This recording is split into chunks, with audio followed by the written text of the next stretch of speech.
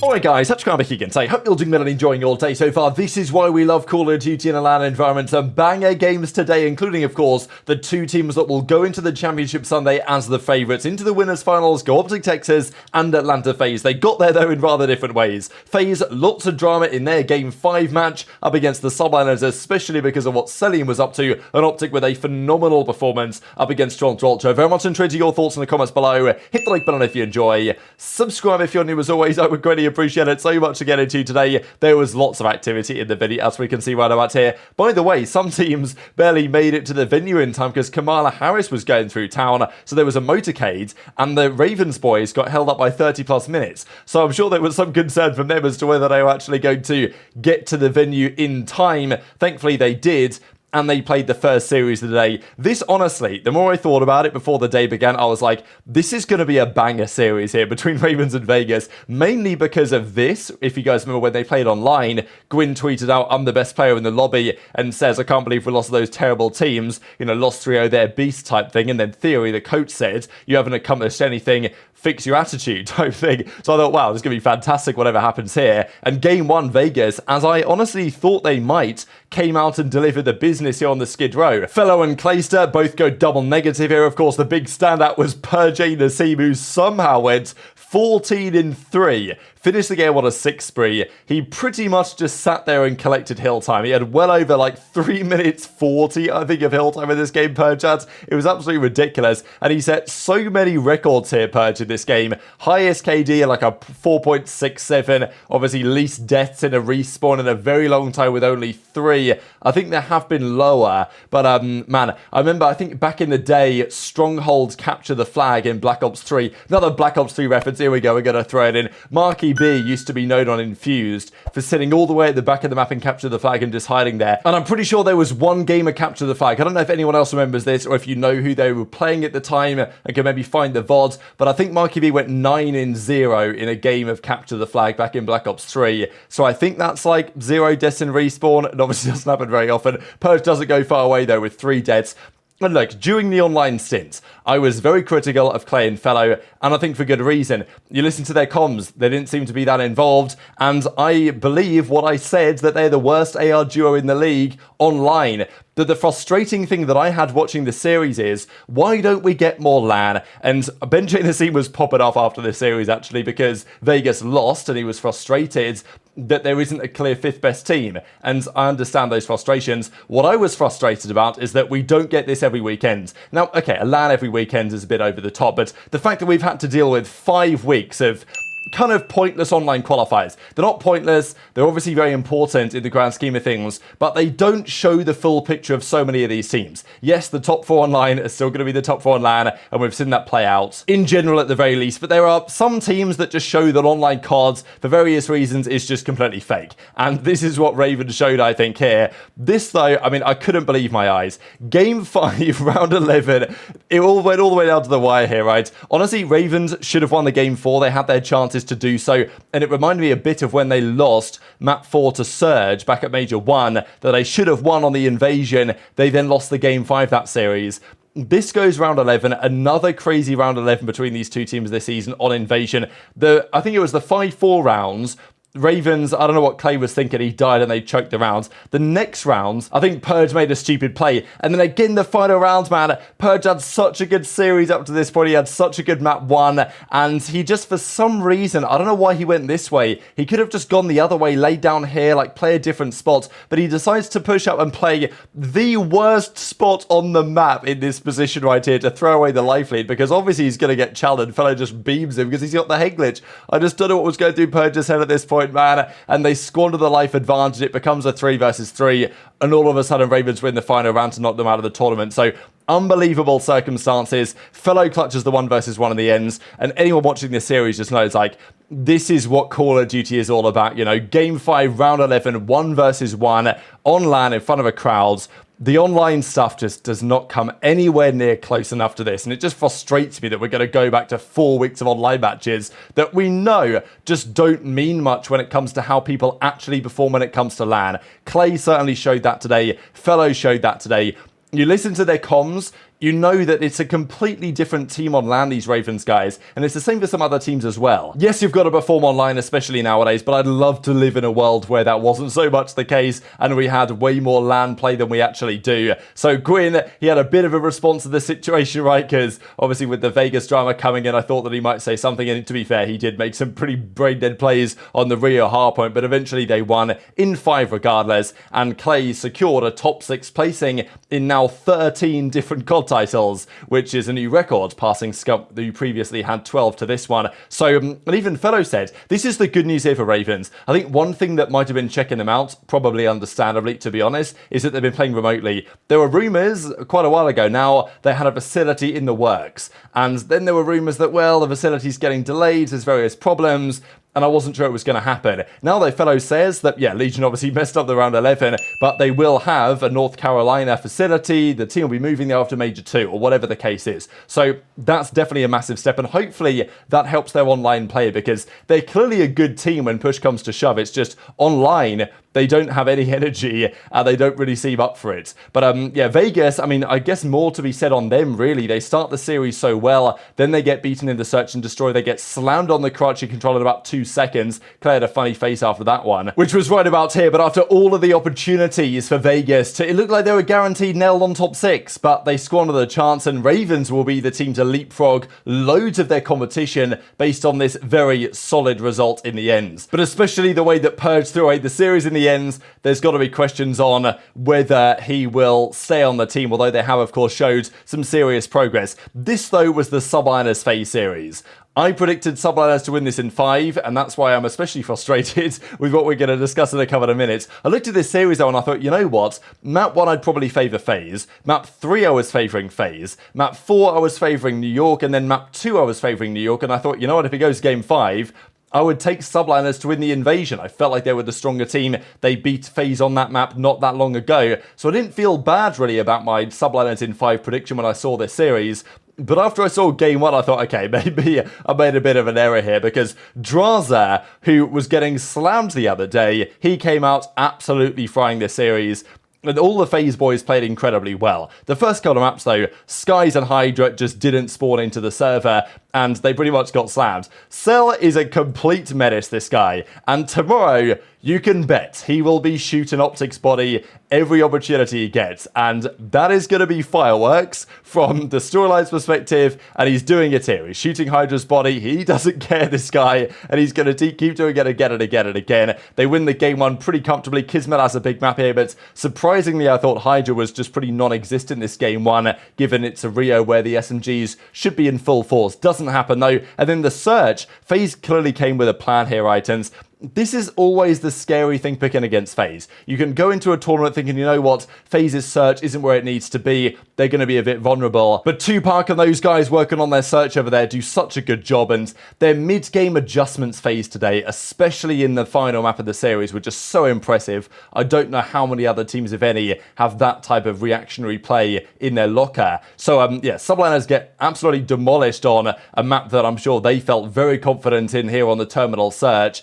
But then things started to turn it around. So Cell was shooting bodies again, final round of this map here. I mean, he's absolutely rubbing the salt in the wounds here. This is entertaining. And apparently he was even in a game chat talking trash to these guys during the middle of this game. There has been a talk, and I still believe this personally, that on the Subliners side, they are more mentally vulnerable than some other teams. I think if things don't go their way, they can get a bit checked out. Sib, I think, especially as a player that can be prone to that. So maybe that's what Cellium was going for here. But all of a sudden, the Subliners bounce back. And FaZe, their control hasn't been looking so good so far. This, I thought, when I saw HyDra's control, I was like, yeah, chalk it up. FaZe are so good at this. But no, Subliners win it in 5. And then they take the invasion hardpoint pretty comfortably, actually. And it was Kismet talking all sorts of trash. So here he goes. And I thought at this point, you know what? They've awakened the Bulldog here. It's going to Game 5. The reverse view looks pretty damn good. So basically he just says, look at me. And it's almost like when he said to Scrappy, that's my trophy and all this. Wow, what a time and what a character. But this was the big drama of the series, right? So here we are, the very first rounds of the final map of the series. It's a 3 versus 2. And Cellium's in this spot here behind the car. HyDra. He gets the first kill, he gets the second kill. HyDra's in a 1 versus 2 in this particular position, and he goes prone, he then crouches, he goes prone again, he then crouches, he then stands up again, and then he gets the kill. Now, is this a snake? Is this not a snake? To me, this leaves a pretty bad taste in my mouth, I'm not gonna lie. And it's incredible that if there's anyone to potentially break the snaking GA at the real first time that somebody has done it this season in a real pressure moment, Game 5, Round 1, 2 versus 3 in favour of Subliners in this particular case, and here goes Cell. And that's what I wanted to look at, right? From his POV, there's been some discussion, well, he only crouched and therefore it's not technically a snake. Look at it from this angle here, the third person angle. So he gets the first kill, he then goes prone, he gets the first 2 kills, goes prone, he then crouches, goes prone again, he then crouches, goes prone again, and then he stands up and gets the kill. So if you watch that in full time, to me, this is a blatant snake. And I know people are going to say, well, he only crouched, he didn't stand up again, so it's kind of not a snake. But to me, you know, he saw the angle, HyDra could see him through the windows of the car, and then he lays down and is abusing that mechanic to his advantage. You're allowed 2 pumps, that was clearly 3. 1, 2, then the third one is very clear, and then gets the final kill. That was a red card as far as I'm concerned, and the discussion on it was, Octane says it's a red card, Zuma says it's a red card. So what are we going to do about this? This to me is quite an important test of whether the snaking gentleman's agreement is actually going to be upheld. What do you do in this scenario? Cell's broken the GA, as far as I'm concerned. Probably, what do you say, 75%, 80% of people would agree with that. Probably others disagree. That's perfectly fine. But the general community feeling is Cell broke the GA. He snaked in that circumstance to gain a competitive advantage when it's not allowed between the pros themselves. The technical reaction to this should be no scrims. I wouldn't be surprised if some of the teams were looking for no warm-up tomorrow for FaZe to play their games. But if nobody warms up FaZe, then who warms up the team that FaZe would warm up against? That's a question.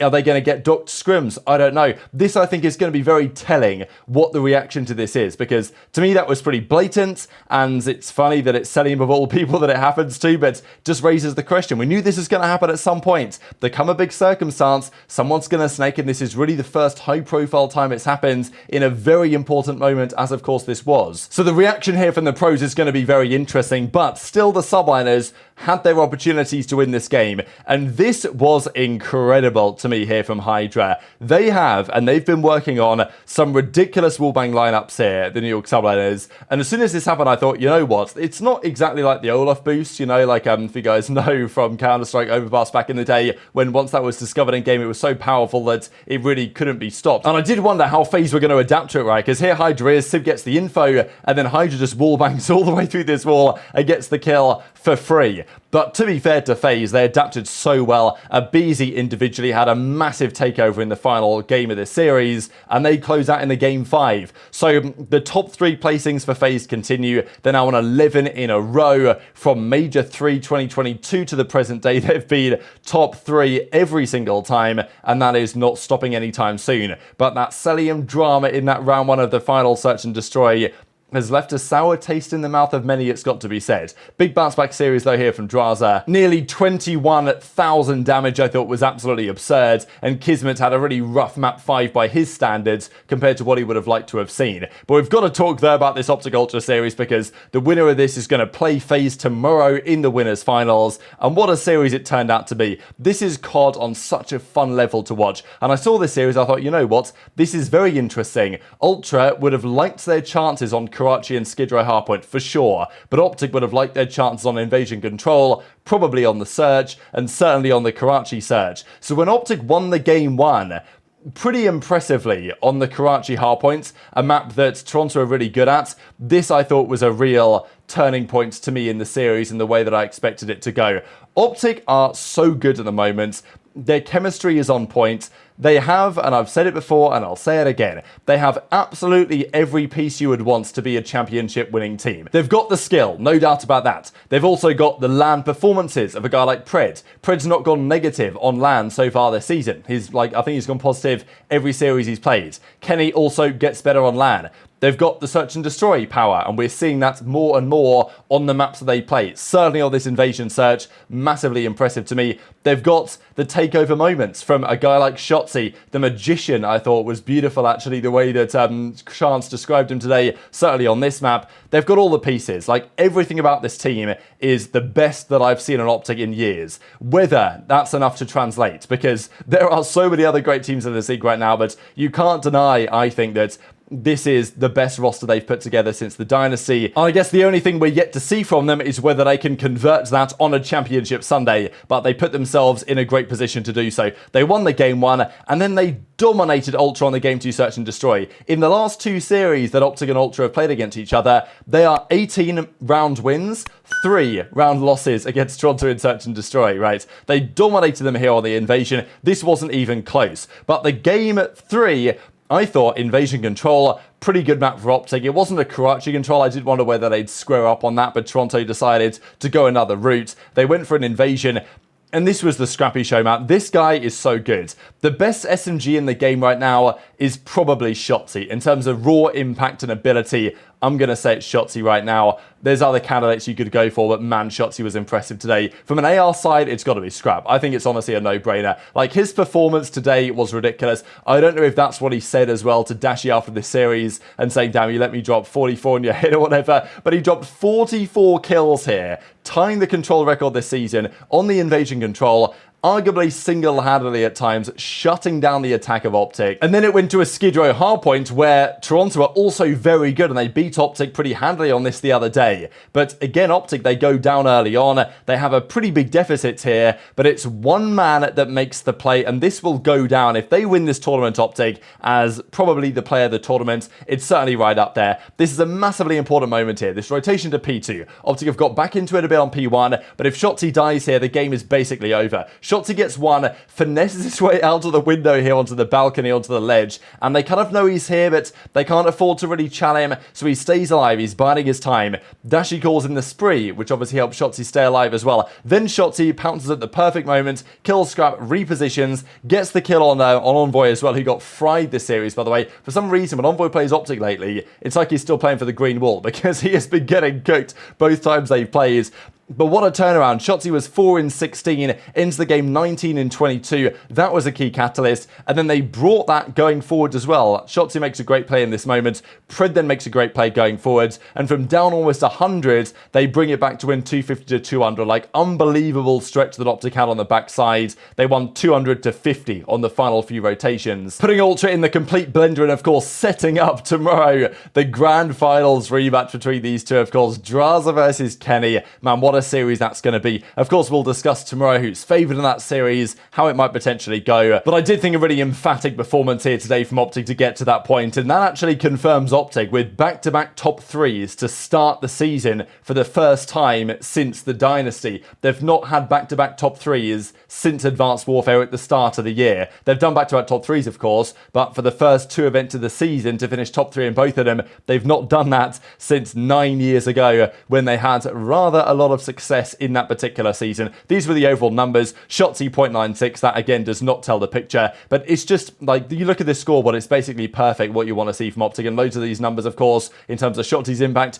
do not appear on the scoreboard, but Envoy's difficult series will be a big standout as they continue in their tournament. The final series, though, we've got to mention just quickly is the Subliners versus Ravens. Toronto, of course, also played Gorillas. We'll discuss that series tomorrow. But New York, of course, they came in, they were pretty warm in this series. Again, Ravens put up a fight. Game 1, to be fair, was pretty dominant, but Game 2, man, they had a chance here. Now, I don't really know why exactly HyDra is using all of the search and destroy spots in the book. But this, again, like, this shouldn't be possible. This wallbang spot here on the aBeZy site, HyDra's got them all under wraps. He's got no bullets left in his magazine either. But this is an absurd wallbang spot. This is more absurd than the other one, to be straight up, that you can wallbang straight through that, barely taking any damage loss.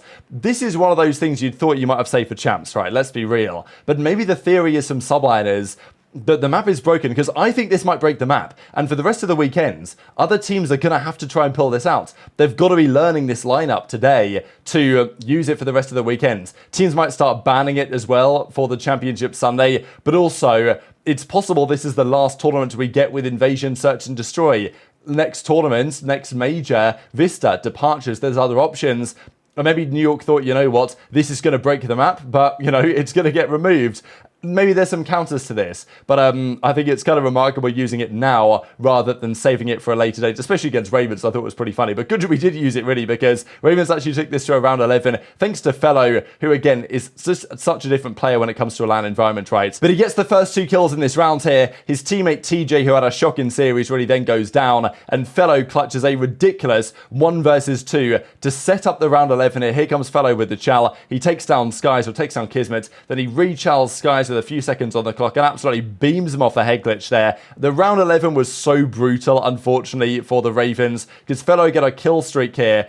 If he calls it in 1 or 2 seconds earlier, maybe he gets there in time. Clay gets the kill on Kiz, gets traded by HyDra. HyDra goes down, and then by the time Fellow can get to the bomb site, he is, you know, what's he going to be? 3 seconds late, just about, probably 2.5 seconds late to the bomb site. So if he gets that streak and calls it in literally immediately, maybe he gets there in time. But yeah, that was a heartbreaking way to lose. And of course, they lost the control as well in a pretty close one. But honestly, commendable from the Ravens. So many storylines today. Much you've got to discuss in the comment section below. Lots more to discuss, of course, tomorrow morning as well. Very much interested in your thoughts in the comments below. Hit the like button if you enjoyed. Subscribe if you're new. Take care. And I'll see you next time.